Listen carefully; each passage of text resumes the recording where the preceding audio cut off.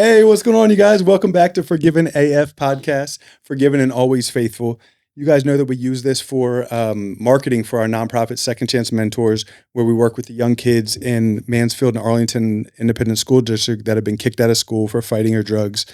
We try to help them get back into school. You guys know it. I just go through the intro. Super excited to be back with you guys. Got another stack of letters this week. I'm still trying to come up with a plan of how to, because every time I read through these, I know I tell you guys this all the time, but I feel sick to my stomach because I wish there's a way that I could respond to these, but I don't want to just send you like a blank piece of paper with a signature that says, hey, I got your letter. So give me some grace on that and I'll figure something out of how to do this. But I love you guys and I'm very thankful for them. Please send me some more pictures so I can put them up on the walls. It's really a cool thing that I was really excited about. This girl, Crystal, drew this and sent it to us. And beautiful. Yeah, it's pretty cool. There's some talented people. So y'all, today's episode is going to be fire.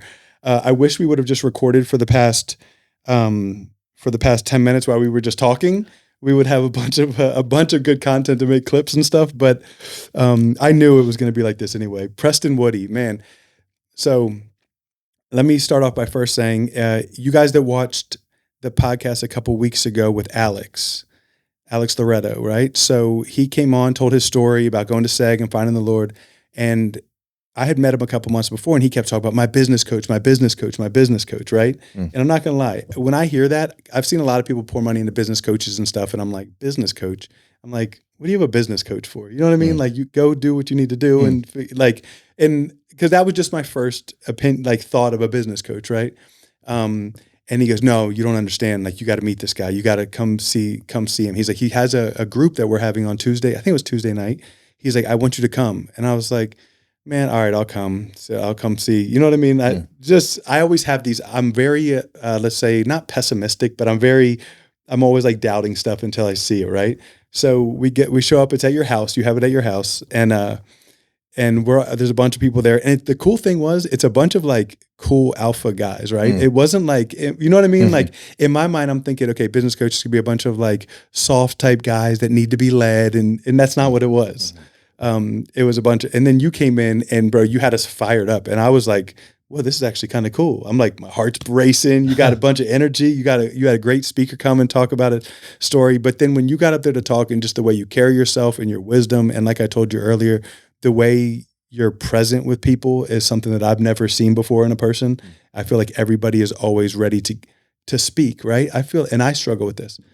A lot of times when someone's talking to me, I am thinking about what I'm going to say next instead of listening to what that person's saying. And I never saw, and that was just not you at all. Anyways, y'all, this is going to be such an exciting episode. I'm really excited for Preston to be here.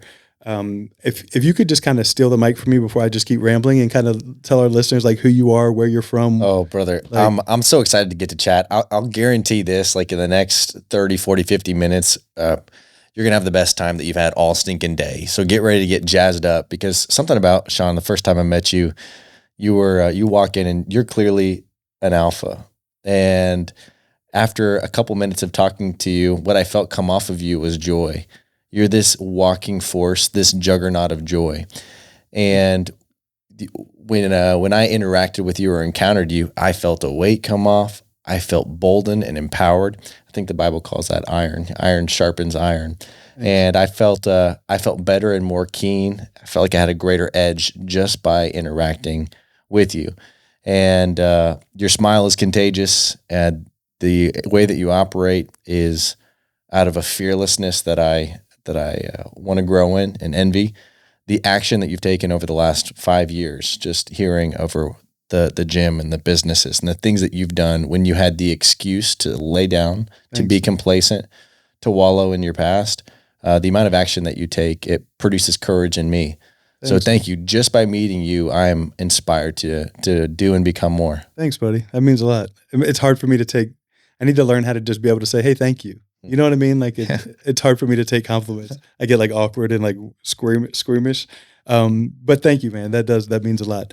Could you kind of tell people who you are and kind of where you're from? I'm excited to put your story out there. We'll go straight to it. Ever since I can remember, I feel like I've been in a inner battle. Like ever since I was a little kid. I grew up in a pastor's home. But deep down, I felt like I was I was thinking and seeing things at a different level than different people. I would feel whenever I would interact with people, I wouldn't just see what they were doing, but I would feel the emotions coming off of them. That's good. I would see someone and be afraid of them, and I would see someone and be drawn to them. Was very, very specific. Nothing external, but something I just felt internally. But I felt alone because nobody else could feel what I felt. People would be like, why don't you want to be with this person? Or why are you just wanting to be with this person? Yeah. But I had this stark contrast. You ever seen the movie, I think it's a M. Night Shyamalan movie with Bruce Willis and the kid says, I see dead people. Oh yeah. Sixth Sense. Sixth Sense. Yeah. That's right. Well, when I saw that movie, I kind of resonated with it of like, okay, that boy sees and feels things that other people don't feel. And I kind of felt a little understood in a crazy way. That's cool. And so even growing up, I would have supernatural experiences that I couldn't really explain to anybody else. And for the longest time, I felt a little bit crazy. And so growing up into my 20s, I felt the call of God for ministry in my life. And I did my best to do what I could do externally, but internally, I was still struggling with this mental battle. And so about 10 years into ministry, here's where I was at, Sean. Like externally, I was dedicated to my craft. I would preach, people would get saved, healed, delivered. I felt like I was doing great as a pastor, but internally, I was dying.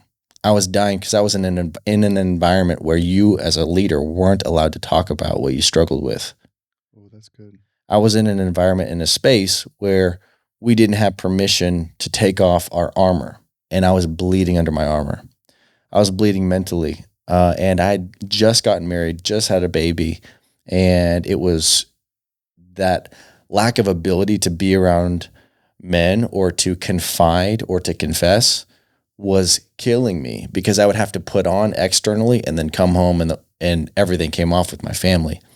And I remember this moment with my wife where her and I were having yet another argument about my workload in the ministry. And I remember these tears in her eyes.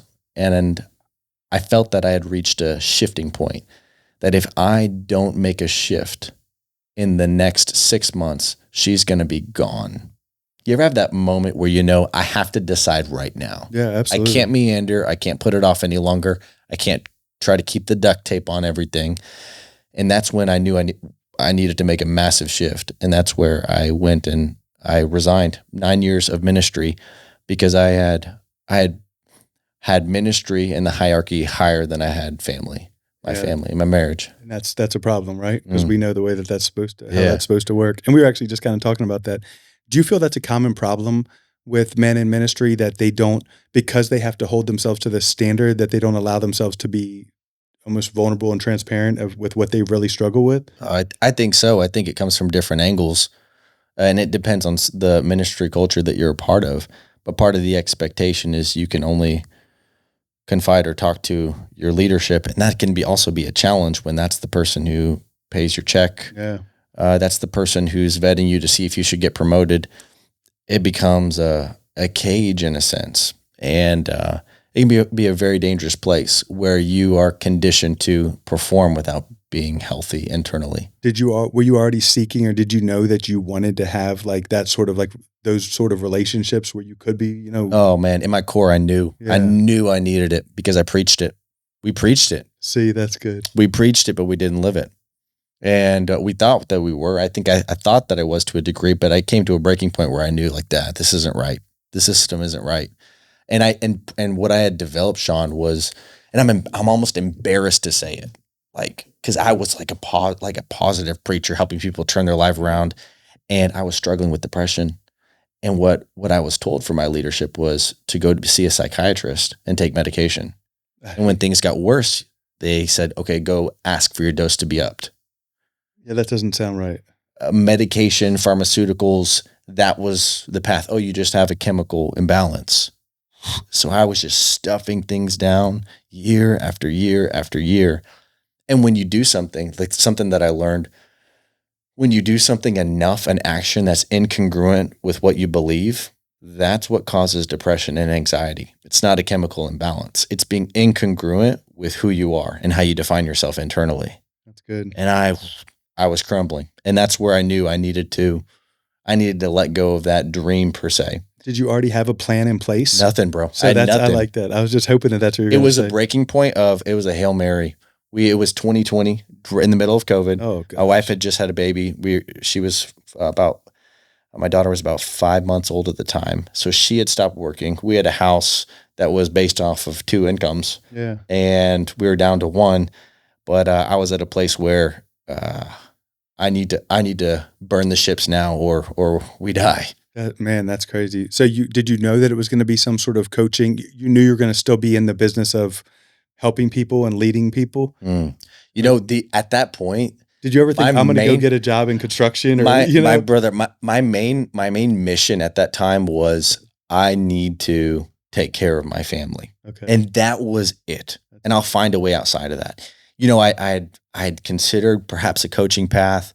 I had been impacted by some of Tony Robbins' work and John Maxwell, some of these guys, Jordan Peterson at the time. And, but I kind of felt, I'm being a Christian, like a follower of Jesus, I felt this fear of the Lord of this next season of my life. Cause this was a decade of ministry. I thought it was going to be my whole life. I didn't want God to ask God to breathe on what I was doing. I wanted to get into the lane of what God was already breathing in. That's good.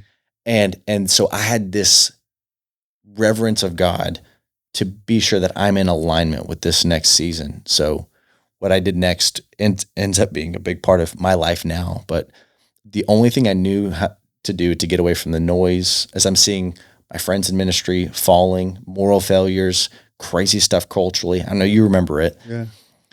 The only thing I knew to do was to get away from the noise, get in the woods, get a backpack, get a hammock, bring some water, bring a notebook, and fast and pray for 3 days in the woods. That's cool. And that became my path. And that was a transformational experience that marked me forever. Did you fast the whole 3 days? I did. Mm-hmm. Where'd you go? I did.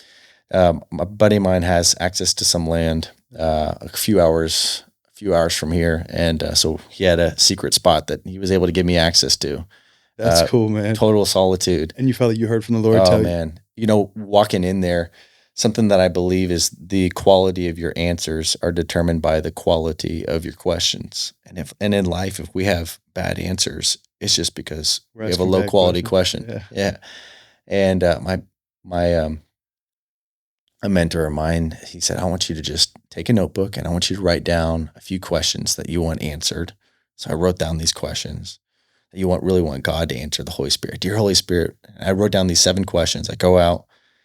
The first day I feel guilty about leaving my wife and baby behind. Man, like the bank account's dropping. I don't know what we're doing. I'm not working. And I felt guilty, right, for investing in myself. Yeah. And didn't get anything. I could hardly sleep the first night. Day 2 hits. And then all of a sudden I wake up with this like peace. I'm like, oh, it's quiet. There's no impulse. My phone's, off in my car. I'm just with my thoughts. It's quiet. It's nature. And I start getting the answers to my questions. The 3rd day hits. And then this like inspiration kind of rises up. Like, okay, I can do it. I can make it. I'm getting some of the answers to the questions I've been, such as like, what do I need to leave behind in this last season? And the next, one of the other questions is, what's the greatest lesson that I need to take from this season? I'm writing down these lessons. But the one question that I didn't get was, what am I going to do? What's going to be my mission? How am I going to support my family? Which is why I'm freaking out in the woods. And I'm walking back to my car at the end of the 3rd day, and I'm just deflated. Like I have everything else that I need, except for the one thing that's going to help secure and sustain us, I perceive. And I get back to my car.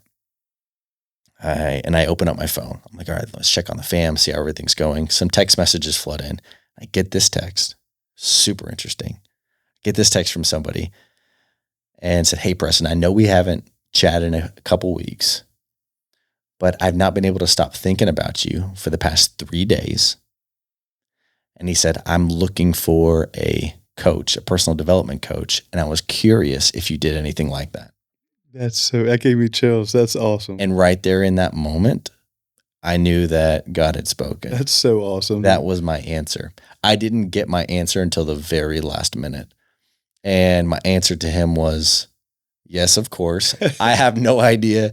Like he doesn't know that I have no idea of what to charge, what to do. Yeah. And I just decided that, all right, I'm going to have the courage to jump into this and I'm going to over deliver. I'm going to do zero marketing and I'm going to utilize and learn every skill set pattern, put all my passion into this to make an impact. And that client turned into 2, then turned into 4, just with referrals turned into 7, then turned into 10. Then I was hosting my first workshop by December without doing 1 ounce of marketing. That's and then I awesome. remember sitting there at the end of that workshop, realizing and remembering, like, I didn't create this. Like, I'm in the lane. I'm in the lane of breath. And I'm not preaching per se, pastoring, doing those things, but now I'm speaking and coaching. That's awesome. And the labels have kind of shifted. That's really cool. What do you think is the benefit of, like, because I was thinking about this earlier, there's life coaches all over the place, right? But then when you have a life coach or business coach with with the faith background to it, like I feel like that to me would be attractive, right? What's the difference? Like, I'm not sure if that question makes sense. Like, what is a person who's coaching you through a faith standpoint lens instead of just a get rich? Yes. And you mentioned, so you're a PT physical trainer. Yeah, I have my. And you have your certifications, right? So you can coach people physically. Correct. So some people can coach people physically, but not mentally. Some people can coach people mentally, but not physically. Some people can coach people spiritually, but not mentally or physically, right? I wanted to integrate all 3. Oh, that's good. So with the integration of the physiology, the language, the focus, the spirit, we can create massive change because each one triggers the other. So sometimes we're not just dealing with a physical issue. We're dealing with an emotional issue that hasn't been addressed, that's tied to a spiritual covenant or agreement that was made that we need to uncover. And so we could be doing a whole lot of psychological work, but never address the spiritual issue. So I wanted to be able to compress a year into months or even minutes by addressing the whole person. That's good. Yeah. What I really like about that is I think of it as, I know a lot of people who have made and make a whole bunch of money and they're still absolutely miserable. Sure. Yeah. So that's kind of how I think of it. I'm like, okay, so you get a business coach and he teaches you how to make a whole bunch of money, but you're still not right up here, or your family life's not right. Mhm. Like, what are you really doing? You know what I mean? You're just making a bunch of money, but you're still miserable. Yes. So that's to me, that's why I think that aspect that I like of the way you do it is, like you said, it's spirit, mind, and body, right? Yes. Uh-huh. So it's all the aspects that need to come together, because if you're missing one of those, I mean, it could even just be the physical health. Something's going to go wrong if you're not taking care of all 3 of them. That's right. Yes. I think that's really and good. nobody has all 3 mastered. No. Oh, no. There's always room for that's improvement. right. Yeah. That's so funny you say that. So I was working with somebody who's made a massive psychological shift. His marriage is like went from up on the edge to now thriving. And because all the work that we do affects every area of your life. He's made about $250,000 in just a couple months. And then I asked him this question. I was like, so how are you going to celebrate? That's something that I like to ask people. And he said, I'm not really good at celebrating. Okay, well, if you were good, how would you celebrate? How are you going to celebrate? I said, next session, I want you to come back and tell me. He came back and next session, I said, so how are you going to celebrate this victory? He said, here's what I'm going to do. I'm going to get my business partners and we're going to go to this conference, this general construction conference. And we're going to stay there for 3 days. It's like $5,000 a ticket. I said, okay, interesting. So to celebrate your work, you're going to go do work. Yeah. Most of us don't know how to celebrate and bask in our victories. It's so funny that you said that, because I feel like I've put this on social media not that long ago. I don't know how to celebrate my wins at all, because everything that goes down to me that could be a win, that most people are like, oh, that's so awesome, this happened. I'm sitting there thinking of, well, this could have been better. Right. I could have done this differently. I wish I did this. So I'm over here beating myself up. and most people are considering it a win. You know what I mean? So Yes. it's like I got to figure out how to celebrate my wins because I'm not good at that either. Yes, I understand. Something that I've learned recently with one of my coaches is whatever you focus on, you fulfill. And you notice the people who can like acknowledge their wins, celebrate it, put it out there, even if it's a little awkward. Whatever you're focusing on and celebrating, you think about more, and whatever you're thinking about more, you end up producing more of. Oh, that's good. Oh, sincerely. And so if I'm thinking about, man, what I didn't get right or wasn't right, I just condition my mind to think on those things. And so I met with my team today, and if I'm just coming back thinking of the things that didn't go wrong without acknowledging every single win, how someone delivered this part of the message, how the setup just crushed it, how the app worked with this seamless experience. So whatever I focus on and whatever I acknowledge, I get more of. Wow. But it also works with myself too. And so like as leaders, we can do that with our teams, but we won't do it with ourselves. And we realize we put this limitation of growth because we're unwilling to I've never celebrate. Heard it or seen it put that way. So like if I'm always thinking about what I could have done better, I'm almost bringing that more of what went wrong into my life instead of thinking of, oh man, I did this so well, or this went so great. How can I focus on that so I get more of what went great? That's right. Instead of more of what I did wrong. Yes. That's all. I've never heard that. And at least acknowledge, we don't have to pretend that the areas of improvement aren't there, but we have to acknowledge equally. Just say, okay, this is what I can do to fix this, and then leave it alone, and then focus on what is good. I've never heard that. We have to just acknowledge equally. Yeah, fairly. That's really good. Yeah. Just like, you would with your kid. Like if we treat ourselves more like a loving father would treat their kid. I think I struggle with that in parenting. I think I harp a lot on the things that he's doing wrong and not as much on what he does well. And that's something that I was thinking about the other day. And I know my wife is like that too. We're hard on him. And he does so many things well, but I do probably harp too much on the things he's doing wrong. I see a lot of these podcasts, I get more out of them than the people watching them, so that's something that I want to, and I need to work on. And it's not just my son, it's my wife too. I need to work on pointing out the things that they're doing well more than criticizing the things that they could do better. Yeah. Well said. It just hit me pretty hard. I think, and so we were talking about like in the context of coaching, however deep you want to go with this is my main program or focus, or what I love the most, is this program called The Leader's Edge, which I work with executives, entrepreneurs, business owners, specifically someone who's leading. And we tackled this one issue. So whenever I was a kid, my dad took me on this like camping trip, and we went through Indian reservations, and he had a 2003 Ford Thunderbird. I remember we were driving that with the top down, but in the res, like speed limits don't really matter in some sense. So I'm not sure if you've been out there and got to cruise, but we really got to let the T-Bird rip. And so I remember him hitting the gas and that speedometer going up, and it went higher than I'd ever seen any speedometer go in my entire life. But all of a sudden it kind of like stopped at a certain point. I'm not sure where it was, maybe 95 or 100, somewhere around there. And it had the capacity for maybe 120, 140. And I was like, Dad, punch it. He's like, well, I can't. He says, the car will only go that fast. I was like, no, look at the speedometer. Like we can go 140. You're going 95. You're going 105 or 110, whatever it was. And he said, well, there's something on the vehicle that keeps us from going faster than it's designed to, and that's called the governor. Yeah. I said, a governor? I was like, well, can we take it off? He's like, no, I don't think we're allowed to.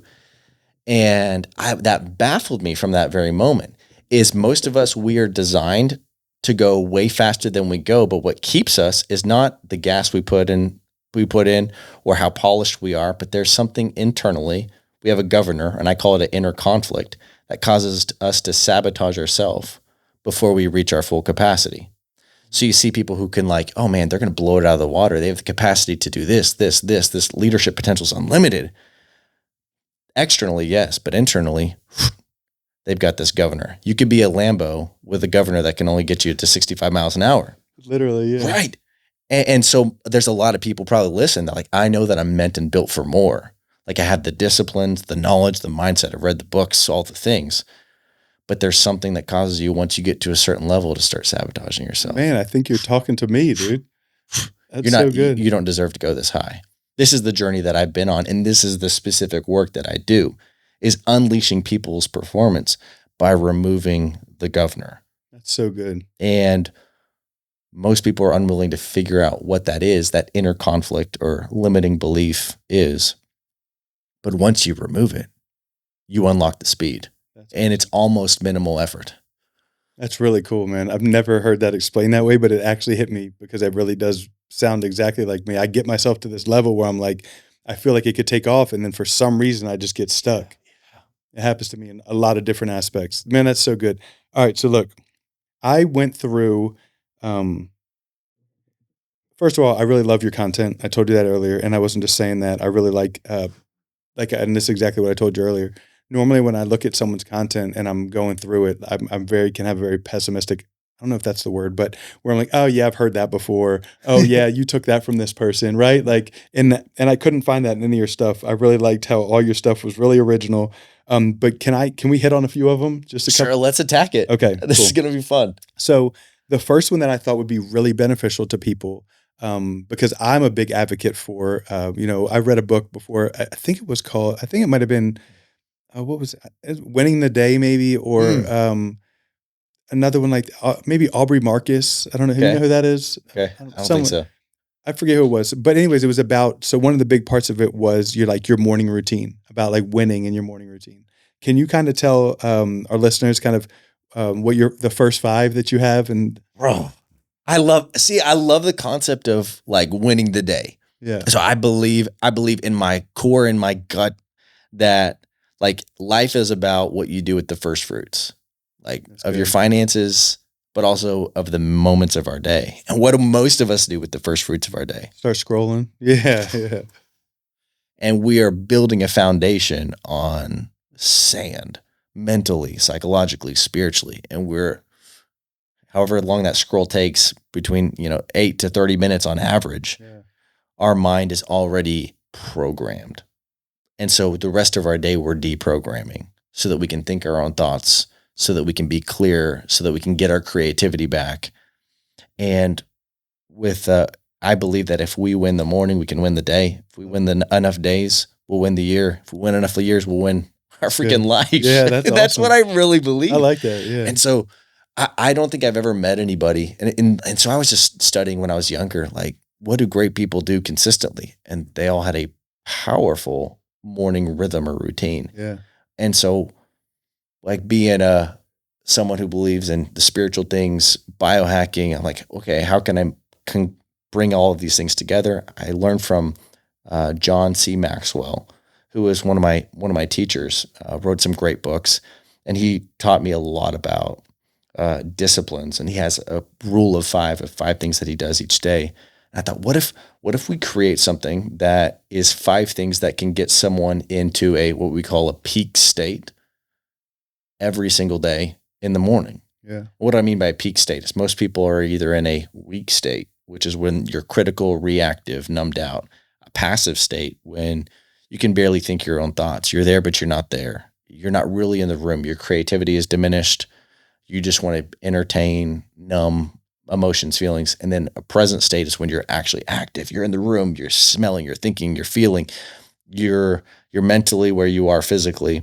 And then a peak state is when your juices are flowing, when you're just feeling active in the zone. You're not thinking about mechanics, you're just in flow. Yeah. And I wanted to access that when you feel like at your best. And so I designed this concept called the first 5 things that I do before I do anything else every single day. First, you want to hear about them? Yeah, heck yeah. Okay, yeah. First thing is as simple as this, and anybody can do this, is I go and drink water. I call it hydrate. Hydrate is I go and I drink 21 to 32 ounces of water. Yep. Once you hydrate your cells, then you're really not going back to sleep. No, people have no idea how important that is. Yeah, right. Like, it really is important. Before we down coffee, before we're doing anything else, we hydrate our body, our cells, get the blood active, taking a deep breath in, and you're now primed for the next phase. Yep. Next thing I like to do is activate. So that's moving your body or getting blood flow activated. And it can take between 3 to 10 minutes. But the way that I do it is different than most people. You ever heard of a rebounder? No. And it's like one of those mini trampolines. Oh, I did see something where okay. No, I've never seen anyone do it. Do you really do every that? single day.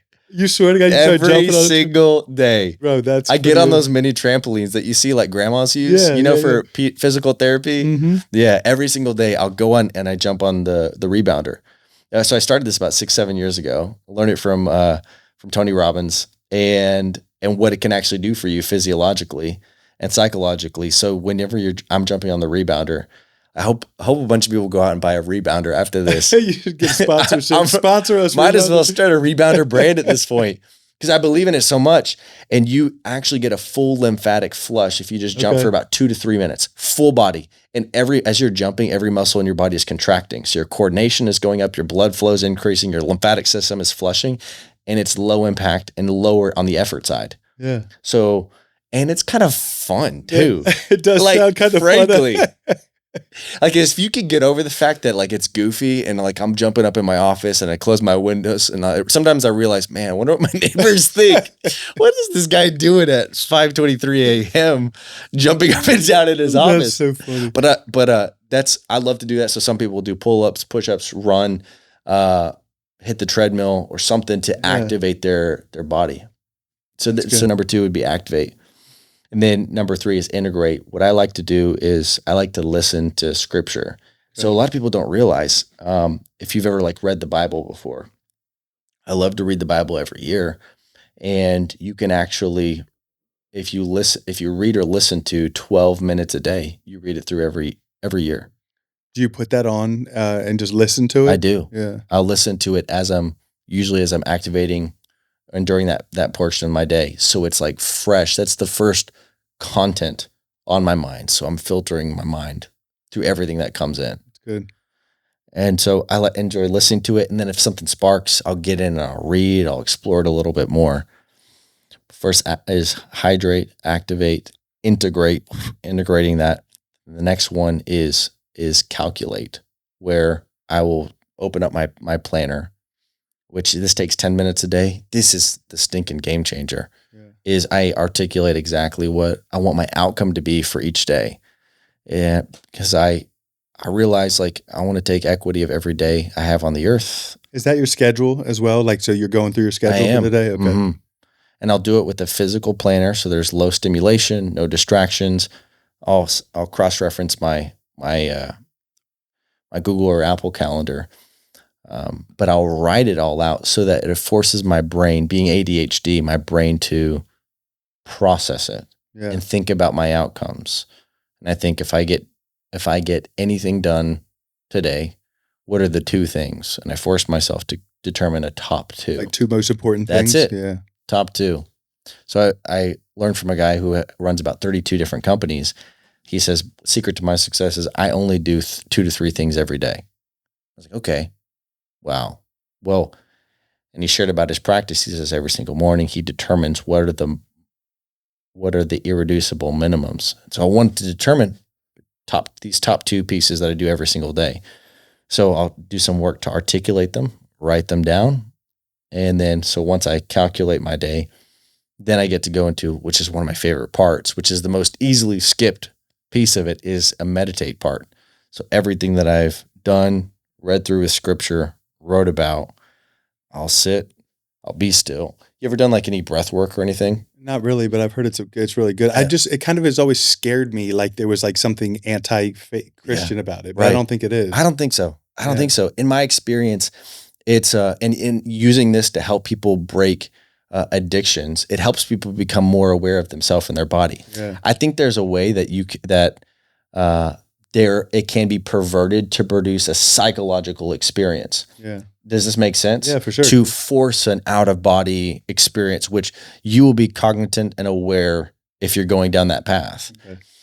So what I like to do is breathe to become more present in the moment. So I'll do 5 seconds in, 5 second exhale. You actually had us do that at Saints Cross, and that was cool. Yeah. So it helps me get into the moment, to get into state, to silence the noise. And I learned about that actually reading from the Bible, of when I realize when I get anxious or fearful, what happens? My breathing gets shallow. Yeah. when I'm feeling joy, when I'm feeling and operating in the fruit of the Spirit, my breath is deeper. Yeah. Like, and I notice this contrast in that my physiology, I can leverage it or use it to be in a more present state. So I'll breathe in my stomach, close my eyes, I'll surrender the time to God, being a Christian or a follower of Jesus, and I'll think of a couple of things I'm grateful for and thank God for them. Just acknowledge them, because whatever you focus on grows. And I want those things to grow. So I'll thank God for my wife, how beautiful she is, how kind she is, how supportive she is. I'll think about a moment with my baby, just the laugh, the little smile, the kiss on the nose, and I'll just bask and feel it. And it doesn't have to be anything big. It could be super small.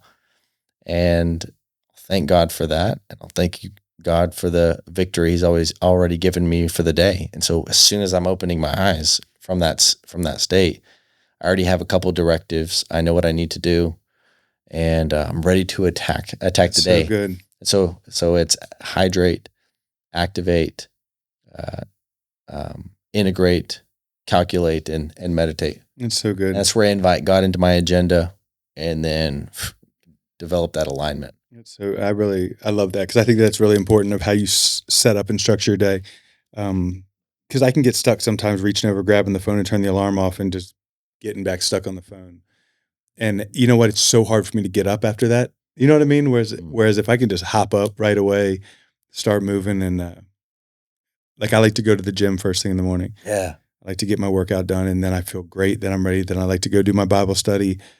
Through all that, I'm hydrating. So my stuff is a little bit, I only work out for 30 minutes. Yeah. I'm in and out of the gym in 30 minutes every day, 5:30 to 6, then go straight to do my Bible study.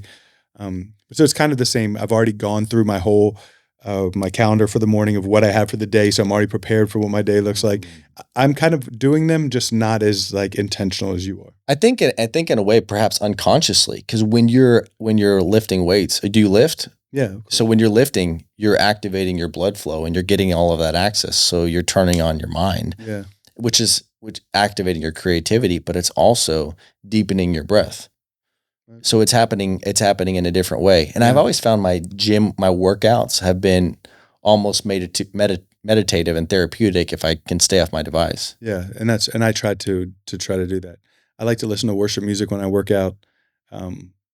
I used to listen to just anything, but I just don't like the way that makes me feel anymore. You know, I don't like it. So I try to stay off of just listening to like too much just regular secular music. So I like to work out to rap, but I like to work out to Christian rap now instead of secular rap, which always was what I grew up listening to and working out to, you know? So, okay. So we got your morning routine. I love that. Let's go to the next one. Okay. All right. Let's see. The next one that I have, so I could just go on and on with these. And these are like just back to back. This is a good one for anybody, like especially the young kids in our program or people that are incarcerated. The danger of that, I don't know what you want to call it, the somebody owes me mentality. The mentality of like, you said it perfect in your reel you were talking about, but it's like what hit me hard is I feel like I know a lot of people that have been through something in their life that might have been challenging or was hard, and then feel like, oh, you don't understand what happened to me, so I'm not going to try to be better because I'm going to be stuck in this self-pity of the world should feel bad for me too. Yeah. I don't know if I explained it like you did, but does that make sense? That's beautifully said. Have you ever struggled with that? Yeah, of course. Yeah, me too. Yeah. Me too. And I had to make a conscious shift when I realized how much it was limiting my life, because we do have a couple options. Like, so if I'm talking to followers of Jesus, which I'll assume, I'll speak to followers of Jesus for a moment, is we do have the option to blame people for what they did to us. We do have the option to collect on the debts that are owed us, if this makes sense. So a lot of the things that you feel are justified. However, there are consequences to them. Yeah. For example, if you feel like someone owes you something, money, attention, affirmation, then you spend all of your thoughts on, rather than building toward the future, you spend those thoughts on collecting debt. You can't do both. That's really good. You can't build toward the future and live to collect debt at the same time. And what's the danger of living to collect debt? If you're if you don't ever collect it, you just wasted all that time. That's right. That's right.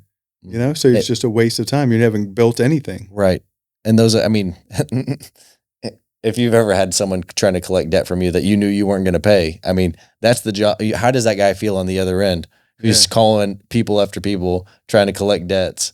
That guy probably has a pretty frustrated, definitely frustrated life, and that persona. probably builds into just total resentment. Then you just live your life just this grumpy, angry, upset. Sure, and it reinforces rejection cycles too, because you're trying to collect from someone who's already rejected you, rather than being open-handed for the new relationships and opportunities and jobs that are right in front of you. So good.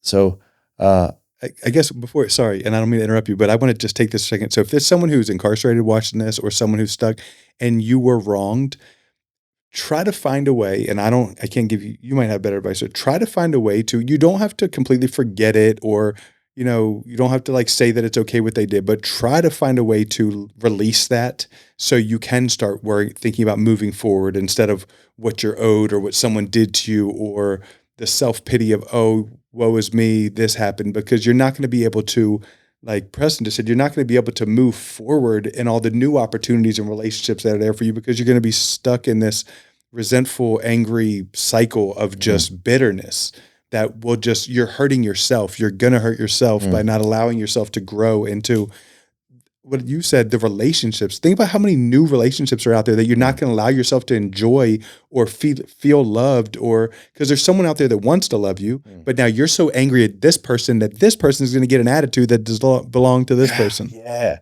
you see what I mean? Yeah. I don't know if that I'm kind of it makes perfect sense. I mean, how many times that I've exported the attitude I had about someone else, even onto my wife? Yeah, me too. Unfair. Unfair. And we have the capacity to release it. And so something that I believe it's hanging in my one of my bathrooms is it's impossible to be both resentful and grateful. Oh, I love that, because grateful. We have to pick one path. Man, that's so good. I can't be resenting someone and feel gratitude at the same freaking time. Man, and gratitude, I've got to pick a path. Gratitude is like if you can find a way to live from a state of gratitude, everything is so much better. Yeah. Everything is better. Your relationships, life, everything is so much better. That was something that's a really good one to add to a person's morning routine, which it kind of gets redundant. And that sounds like you actually do it because you come up with the things to Jesus during your meditation that you're thankful for. So you do it. Yes. But so a lot of people's morning routines include, hey, come up with something that you're grateful for and thank God for something to be grateful for. Yeah. Because you can't be in a state of gratitude in a state of resentfulness at the same time. Right. That's so good. I think gratitude like reduces fear, increases productivity. Yeah. And then it also it mitigates your fear of lack. But I realize you kind of are walking in this attitude, this state of gratitude. I can tell you're pretty grateful for your life. And you're grateful for what you get to carry, what you get to steward, what you get to build. I can feel that coming off of you. Thanks. And it's frankly very, very attractive. Thank you. And so when someone operates from that place, you don't feel like they're a taker. Yeah, you don't feel like they have an angle. Yeah, that's you can feel it. Everyone out living, let me just say this, is even though people aren't saying the thing, you can feel the thing. Yeah. You can feel what people's intentions are. I know you know too. All the time, yeah. You know in your gut, in your core, and you can be invalidated all the freaking time. For example, my wife can be like, hey, what's wrong? And I'm kind of stomping around, but I've got a good face on. She's like, no, I'm fine. She's like, no, what's wrong? For real, what's wrong? No, I'm fine.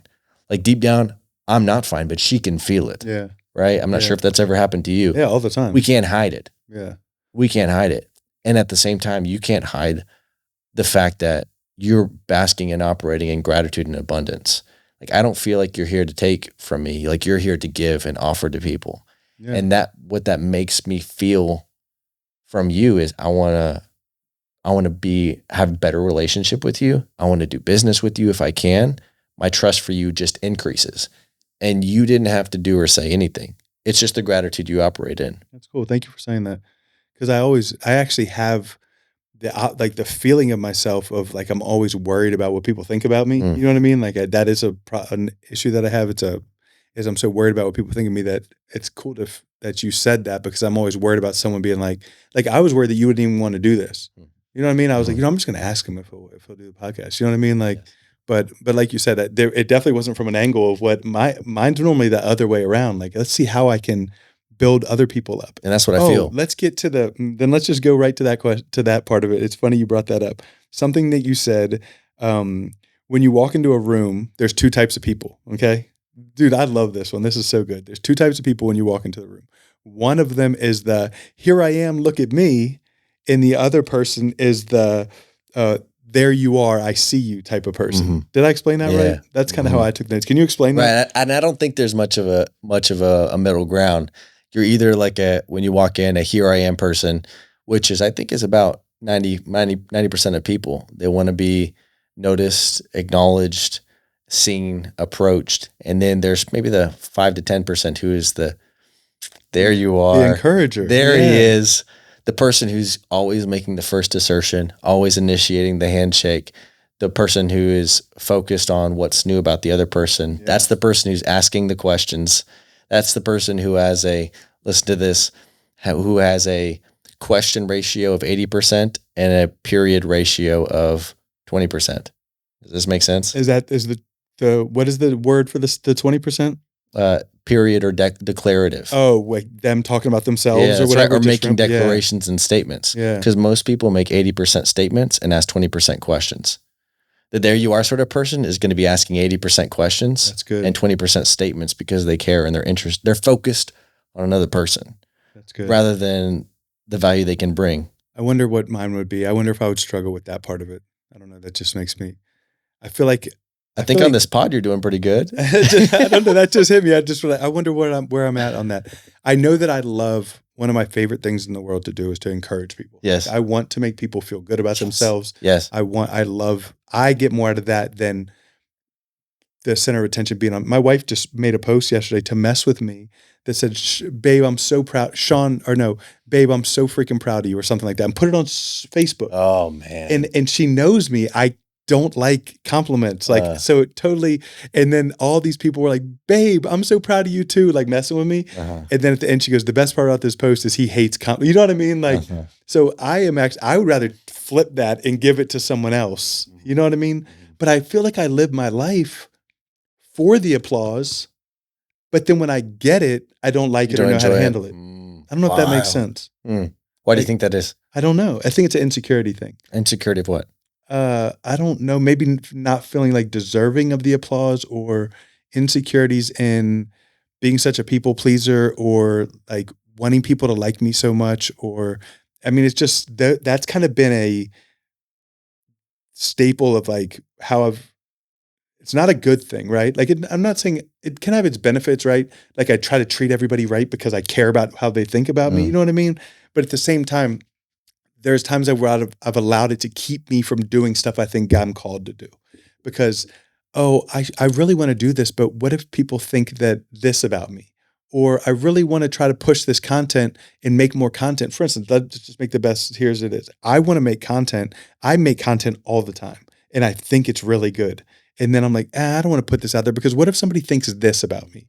Or what if someone thinks this about me? Or if they think that I'm the man, or like, I don't know if that makes sense, but I just, things that I think I should be doing, I'm like, nah, but what if people judge me? I don't know. Well, why is it that you don't enjoy compliments? I don't know. I don't know. It's weird. It makes me awkward. It makes me like, like when you tell a girl like, oh, that dress is beautiful. And she's like, this old thing. Like, I feel like that's how I try to like deflect everything. When I get a compliment, I'm like, oh man, I've had these for so long. I just don't wear them. Or, you know what I mean? Like, when did you start doing that? It's a good question. I don't know, but I feel like I want the compliment so bad. Right. Because you fight for them. Do you see what I mean? Yes. So it's like you're a peak performer. So I do the things for the compliment, but then when they come, you reject them. Yeah. And I see people all the time. They're like, oh, thank you. And I'm like, oh, that's all I got to do. That's all I have to say. That's all I got to do is say thank you. But it's really hard for me to do that. I feel like I have to deflect it. Like I almost feel like I need to be like ultra humble. I don't know. And I don't know I don't know where it's from, what it comes from. I don't know how it affects me. And who have you seen model that? My dad, actually. Does he take compliments? My dad works his butt off. My dad has always been a really, really hard worker. And I just feel like he would always deflect stuff like that. And I've never, ever thought about that until you just said that. But that's how my dad is. My dad does not want the attention on him. Not because he was good looking, great shape. Like, it's not like because he was insecure about the attention. Sure. He just would rather deflect it to someone else. Yes. I don't know if Well, 92% of our model of the world comes from our father. See, then maybe that's where it comes from. I had a great father. I was really blessed. Yes. I was really lucky with that. My dad was a really good influence. Okay. So I don't know how I got into my insecurities about not being able to take compliments, but it's I was okay. curious. Do you want to take compliments? I would like to learn how to, I think. What do you think it's going to take? I don't know. And it's not just, I want to learn to not just say thank you. I want to learn to actually enjoy be able it. to take it. Yeah. And the word I like to use is just enjoy it and bask in it for a minute. Yeah. I don't know. I definitely do not know how to do that. That's weird, right? It's common. Is it really? Yeah. Okay. So then I don't feel that crazy about it. Let's put a tack in that one. Okay. The next one that I like is because this is actually what the post I was going to make today kind of references is the importance of doing that thing that you've been putting off. Just take over on like why you felt like that was important to me. Oh, brother, this is the thing I wrestle with the most. That's why I have to have a coach. Like, again, I'm someone that believes that if you're going to sell the thing, you gotta take the thing. I like that. I agree. Right, and so to have that level of congruence,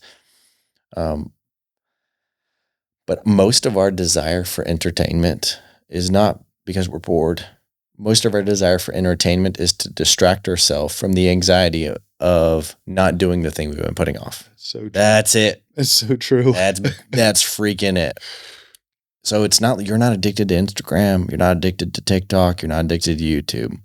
You're just afraid of doing the thing. Oh, that's so true. That's all. All right. So we don't have to like be obsessed with screen time limits and mitigating all these things. Those are fine, helpful tools. We just have to do the thing. Do the actual thing. And we were talking about confidence earlier before we came on. And so these things converge. Can we like converge this for a second? That's exactly where I was going to take because a lot of people think and believe that they need to be confident. Like, have you ever told someone before you're about to do something, man, just be confident? Yeah. Hey, man, just like do it's that easy. Yeah, just be confident. Okay. Well, that's the dumbest thing ever. It's so stupid, right? In fact, I would say that it's counterproductive to tell your kid or to tell your buddy, just be confident. Yeah. Because confidence is not something that you can just be. It's something that you have to earn. That's good. However, like, so for example, like I'm someone who believes in the Bible, and I read a lot of book of Joshua recently. And it's interesting that God, before Joshua's going into the conquest of the promised land to fight giants, God says to be strong and confident. Nope. Strong and courageous. Yeah. Courage comes first. That's good. Courage is stepping onto the battlefield with the giant, even though you're afraid. You've never fought Anakim or Nephilim or whatever before, but you're getting on the battlefield because God told you, and you know that this is your freaking calling. So you're stepping out to do it. That's what courage is. Yeah. Courage is David walking onto the battlefield against a giant.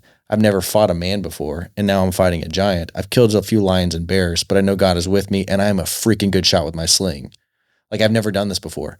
Confidence was Goliath. I've killed 1,000 men last week. I've done this 100 times.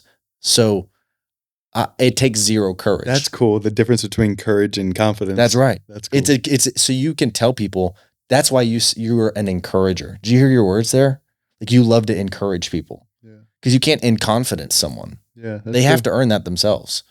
But you can be that spark to produce courage in someone. But you can tell your son, hey, like, let's say your kid's about to do a speech. Just be confident. No, he can't fake that. But you can say, hey, be courageous. Yeah. Like, you can have courage. Push him. Yeah, have courage. Just go out there and be brave. Right. Like, which removes the expectation to feel good about it. That's good. You can still do it and be scared. Yeah. That's courage. Scared. That's courage. Yeah, I like that's that. Freaking courage. Do it scared is good. Yeah. So that's awesome. My outlook on this, and this is what I was going to say earlier, is I feel like a lot of times we want to build confidence. So like we look for, what I used to look for was confidence in getting the applause from people, or trying to get a confidence from the outside world. Like, the outside world was going to tell me good job, and then I would be confident.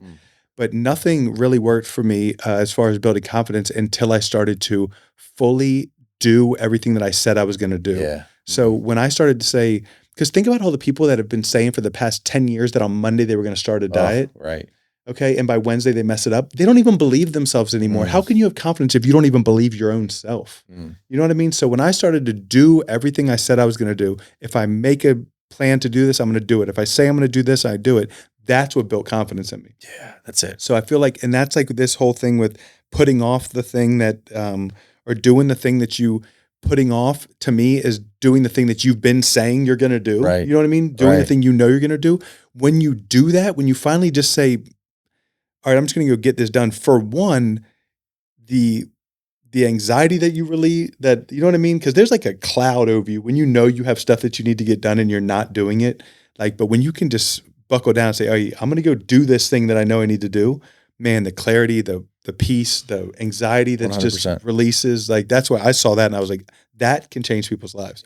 What do you have going on in your life that you know you need to do that you're not doing, that you're putting off? I feel like is a That's the thing, because it takes courage to run the first team meeting. Yeah. Oh, that's good. Like, what are you worried?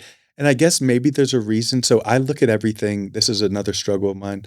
I guess this podcast is just, we're going to release all my struggles, but I think that you probably get that out of all your people. Like, you have something about you that makes a person want to say, "Hey, this is what I struggle with."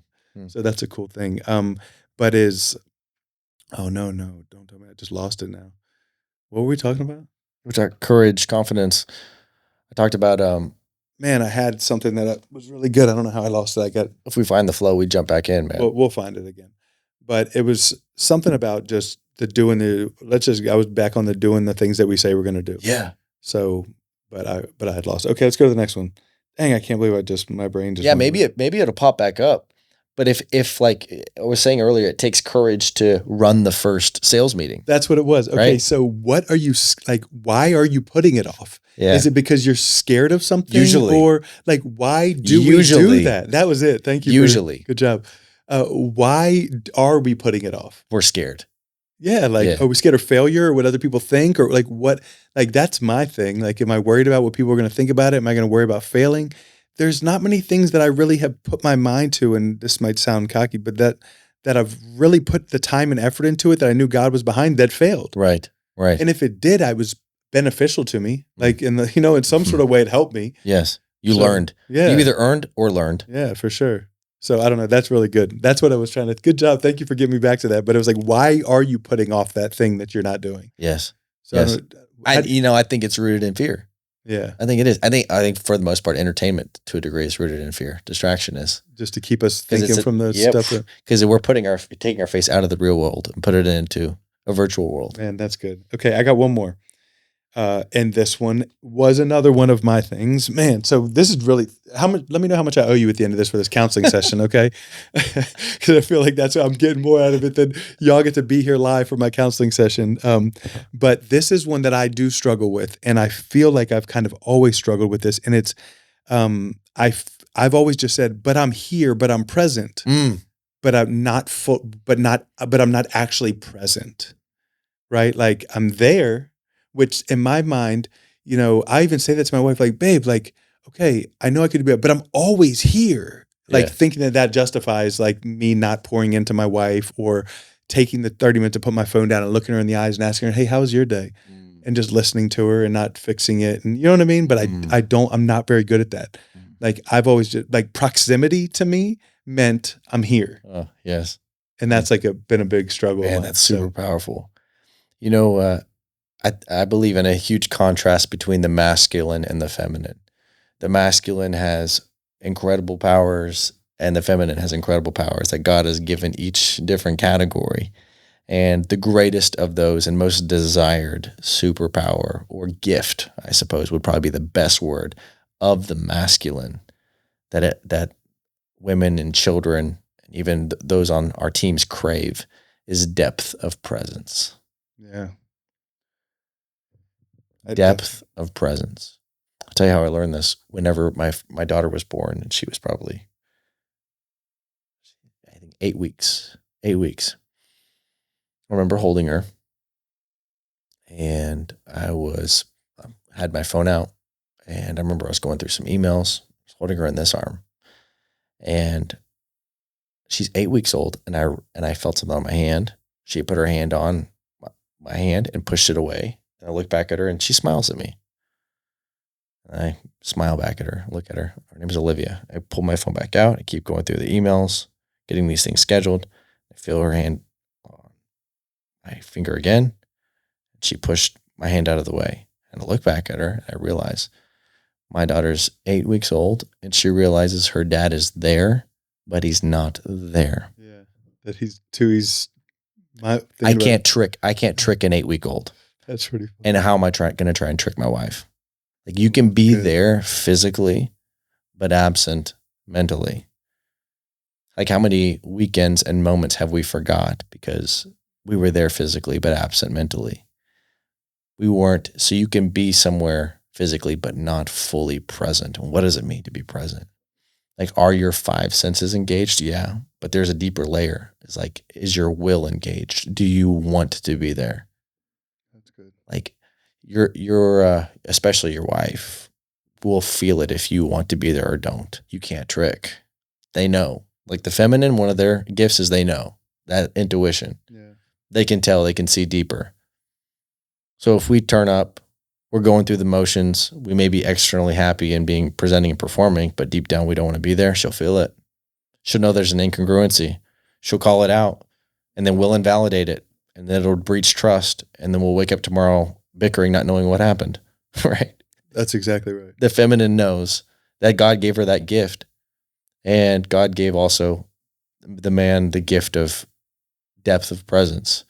Just like me as a follower of Jesus, I crave the presence of God, like almost above anything, to feel him close to me. Like, as his creation, like, that's our gift to impart to our wife, to our children, to our teams. We crave when we're having a conversation with someone. I know everyone knows what it feels like to be at a party, chatting with someone, and for them to be looking over the shoulder, mid-sentence, to see if there's someone more important to talk to. Everybody knows what that feels like, and it feels like crap. Yeah. Nobody wants to feel like that. One of the greatest gifts we can give our kids, our wives, our teams, is our depth of presence. Fully be in the moment, desire to be in the moment, be thinking about the moment, which takes tremendous faith because you have to let go of everything else outside of your control. If a man can unlock his depth of presence, his creativity opens up. I mean, his relational connections skyrocket. You get more done in less time. You become less divided. Time begins to multiply, but it takes courage. That's really good. And I think that's another weak point of mine that I need to figure out how to work on. No, it's most every man. Is it really? Yeah, it is. Like, I can be in there in my office by myself, as present I could possibly be, and I'm still not getting much done because I'm so pulled in different directions. Yes. This phone going off with this, then the email, and then my mind's thinking about something else, and I'm not able, like, I'm not present even in my own stuff. And Right. then I take all that stuff home to my wife. Yeah. Instead of, I don't leave it here. I bring all that nonsense and stuff that I know I need to do, and it's just here. And I get to my wife, who just 5 or 10 minutes of looking my wife in the eye and asking her some questions and actually caring about what she says and responding and talking to her means the world to her. And I still struggle with doing that. Yeah, I feel that, brother. I mean, I'm talking 10 minutes. If I would give my wife 10, and it should be more, you know what I mean? But if I would give my wife 10 minutes of just uninterrupted attention to show her that I care about her day, you know what I mean? Yeah. Like, it would, and it's not like I don't want to hurt her. Like, no, there's no intent. I mean? Yeah, I'm not trying. It's just I don't think about it, or I've always just been stuck in this. I've held I'm here, I'm present, but I'm not, you know? That's interesting. You said, like, in your core that she would only need 5-10 minutes of that Q&A to really feel you. And there are studies that show that are like better 5 minutes with a fully present father than 5 weeks with a man who is passive and fleeting and you're with him all day. I believe that wholeheartedly. It's wild that you intuitively, just instinctively know. I just know the times that I have been like, okay, well, I'm going to go home and I'm going to just look her in the eye and I'm going to ask her a couple questions about her day, and I'm going to respond, and I'm going to be there the whole time. Not, hey, how's your day? And then I'm back. You know what I mean? Like, and she's like, well, it was good. And I'm like, oh yeah, cool. And you know what I mean? Like, if I could just say, first of all, this is the devil to me, right? I mean, I know they're necessary and but this takes me away from my family so bad. someone, a lot of people that I know, a lot of good leaders, business coaches, a lot of people I know, they have a thing where they'll, at least maybe it's an hour, or but they'll come home and they'll put their phone in a drawer Mhm. or in their bag or something and not have it. I need to do that. Yeah, that'd be awesome. I've been saying I was going to do it forever, but never once have I done it. Hmm. Because I feel like I'm going to miss something. Sure. Or like the next big deal is like someone's going to want to buy a Someone's- roof like yeah. right then. Like, Uh-huh.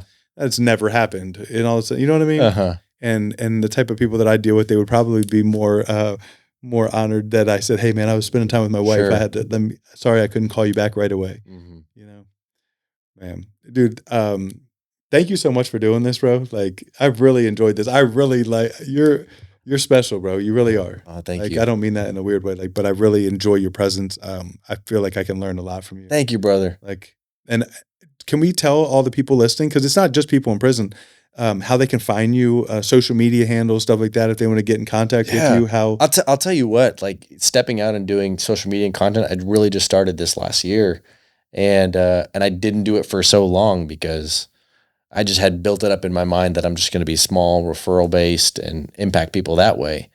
Well, I was just afraid. I love that, dude. That's all. And so, thanks to having a good coach and people and friends in my life challenging me forward, stepped out and started doing some stuff and realizing like, all right, I'm being selfish. I just don't want to be embarrassed. And I'm exchanging that for the capacity to impact and serve more people. So yeah, social media is Make the powerful trade-off. if you can use it to, because think about how many people you can only coach, right? So many people. sure. But Yeah. think about how many people you can influence when it comes across social media panels. Speaking of, you're going to start your own podcast, right? Yeah, man, that's it. Yeah. We made some little hints out there and Oh, was I allowed to tell everybody? you know what? Too late. They're gonna find out here first. We made a little hint on Instagram the other day, but announcement coming June 25th. Is that going to be the first episode, or June when you 25th. announce I it? believe we're gonna be launching them, like dropping the episodes on the 25th.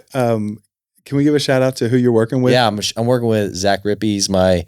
He's my coordinator, my podcast coach, and I'll be a part of I Like Birds productions. So I'm super excited about it. That is awesome. Yeah. He's a great guy, super funny. He was on go back, you find his episode is a couple seasons back. He is funny, man. He's really witty. I actually want to get him to help me write my keynote speech. Actually, I just got to get my money up. He's a brilliant speechwriter. Yeah, I know. Just he's worth it. So, but he's I got to save some Something money. that I admire about him, he's modeled long obedience in the same direction. He's been going and going and going, and this last year, like his work has really popped off. He's had some big impact and reach, and so I'm excited to learn that world. Yeah, he's good. He really is good. And I think that everything that he embodies is who he really is. I feel like he's a stand-up guy. I really enjoy him as well. How do people find you on social media? And go to Instagram and search at Preston Woody. That'd be the best. That'd be the best starting spot. My team's helping me get all of that sorted out. That's perfect. So yeah, follow me on Instagram, and I have this thing that is in beta. It's actually for free. So about 9 years ago, I started designing what's called this Core 9 assessment. There's 9 areas of life. Most people focus on 3 or 4, but there are actually 9. And so I built all my goals, my systems based on these 9 areas: your spirit, soul, body, love life, family, community, wealth, contribution, and career, all in one. And so this assessment helps you figure out what areas you have an edge in and what areas you have gaps that are leaking and secretly like holding you back from making traction. Yeah. So I created this free assessment. I made it for my clients for onboarding, for coaching, but I'm releasing it out for free for now to let some people experience it and try it out. So I have it. You can access it through Instagram or go to saintscrown.com. It's called Life Blueprint Assessment. Maybe we can drop it in the notes. I'll put it in there for sure. Yeah. That's awesome. I want to do that. I want to actually try it for myself too. And that's really smart too, even from the business sense too. I like that idea. Well, we want it. So at the end of it, it takes all of your results and it creates a customized AI prompt for you that you can prompt and put into your own AI that knows you already. Oh, that's cool. And then give you an action plan based on it. Then that's even better. Isn't that So wild? because to be honest, what I thought it would have done is leave them at a stop point where now their next option is to speak with the coach for coaching. Here's where your problems are. But you actually, this is what's cool about people like you is instead of, you're still going to provide value, even if it's not necessarily, hey, come coach with me. Let me still provide value. Sure. And that's special. That's not what a lot of people, that's not the, you know what I mean? Mhm. Like that's rare. Give, give, give, give. And then, you know what I mean? Oh, And it comes. Yeah. that's how it's supposed to be. And I feel like that's your mindset. Um, Bro, thank you again. Do you have anything that you want to say before? Dude, I'm so grateful that we got to spend time together. too. I'll tell you what, I'm leaving feeling better about life today. This was awesome. Yeah, Yeah, you're great, bro. Anybody watching? Oh yeah, don't let me forget. Hope is Alive. Actually, we're playing in a golf tournament for them on Friday. Hopeisalive.net is a sober living house. These big, huge mansions. They're beautiful all over the United States. So if you are incarcerated and you're getting out, or you need a place to go, you can write me or forgivenafpodcast.com. Send me a message and I will send you the application. These homes are amazing. They're beautiful swimming pools, like mansions, and they help you stay sober. They help you find a job. They're faith-based. It's a great program. So if you guys need help getting connected with them, let me know. And they are putting on a huge golf tournament this Friday at the Cowboys golf course that we're going to go and support. So super thankful for hopeisalive.net and Lance Lang, the founder. They're one of our sponsors for the show. So that's been a huge blessing to be able to keep this going. And anybody watching, just remember that you're loved and you're forgiven and there's nothing you can do about it. Peace.